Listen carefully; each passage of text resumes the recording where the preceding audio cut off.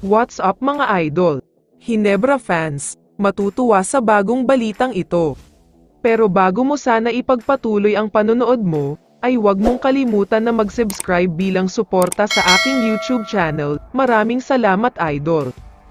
Hindi pwedeng hindi muna natin pag-usapan ang napakagandang laban na nangyari sa pagitan ng Blackwater Bossing at Terra Firma Jeep, dahil isang 19 points comeback lang naman ang ginawa ng Terra Firma sa laban na ito.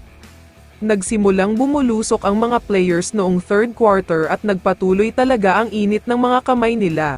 Tinapos nga ni Wami Chongson ang laban dahil sa game-winning 3-point shot niya, kaya naman pareho na sila ngayon na may 3-2 win-loss record. Samantala, lumipat naman tayo sa usapan tungkol sa Barangay Hinebra. Hanggang ngayon ay hindi pa rin makaget over ang halos lahat ng mga fans sa nakakahiyang performance na pinakita ng Hinebra nitong Biyernes. Umabot kasi sa mahigit 30 points ang itinambak sa kanila ng Meralco.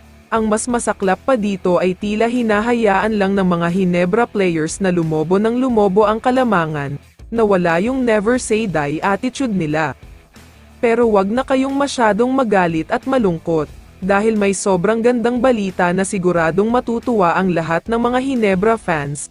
Una na nga sa pag-uusapan natin dito ay tungkol kay Maverick Ahanmisi. Ayon sa mga source, may separate session daw na ibibigay ang Hinebra management kay Ahanmisi para mas mag-improve pa ang shooting niya. Kumuha daw ang Hinebra ng trainer mula sa ibang bansa na expert talaga pagdating sa shooting. Ang plano daw kasi ng Hinebra sa kanya ay gawin siyang parang Marshall Lasseter type of player, yung tipong maiwanan lang siya ng konti sa labas ay sure ball na agad ang tire niya, isang sobrang shooter daw kasi ang gusto nilang mangyari sa kanya. Sa kabilang banda naman, may isang good news para kay Scottie Thompson dahil napakalaki daw ang chance na makakapaglaro na siya sa March 31, kung saan makakaharap nila sa Manila Classico ang kanilang karibal na Magnolia Hotshots. Magiging magandang laban talaga ito.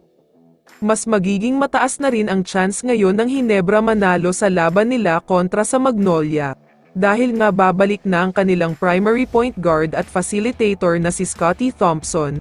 Siya nga daw ang kailangan nila sa ngayon. Inamin din ni Coach Tim na sigurado daw mas maganda ang laro ng mga players kapag nasa loob si Scottie, kaya naman hindi na rin daw siya makapaghintay na makabalik sa kanila ang former PBA MVP. Sobrang malaking bagay daw talaga siya at sana manalo sila dito. Kaya naman kung ikaw ang tatanungin idol, ano ang masasabi mo sa balitang ito? I-comment mo naman ang sagot mo sa tanong na ito. So dito na nagtatapos ang video na ito. Maraming salamat sa pagsuporta at panonood mga idol. Ingat at bye-bye.